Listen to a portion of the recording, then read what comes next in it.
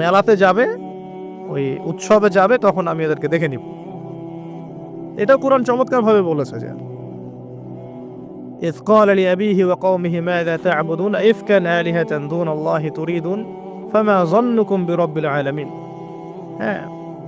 فراغ إلى آلهتهم فقال ألا تأكلون। ইব্রাহিম আলাইহিস সালাম এবার যখন ওরা মেলায় চলে গেছে, যাওয়ার আগে আবার ইব্রাহিম আলাইহিস সালাম বলছিলেন যে ইন্নী সাকিম, আমি হচ্ছি অসুস্থ। আমি কি অসুস্থ? নাযারা নাযরাতান ফিন নুজুম। ইব্রাহিম আলাইহিস সালাম রাতের বেলা আকাশের দিকে তাকালেন একবার, তাকিয়ে ওদেরকে বললেন যে ইন্নী সাকিম, আমি অসুস্থ। এটা কৌশল, আমি অসুস্থ, এটা কৌশল। এই কৌশল আবার সব জায়গায় খাটাতে যায় না। তো এবার যখন তারা চলে গেল, ফারাগা ইলা আলিহাতিহিম ফাকালা আলা তাকুলুন, এবার তিনি ওই মূর্তি গৃহ যেটা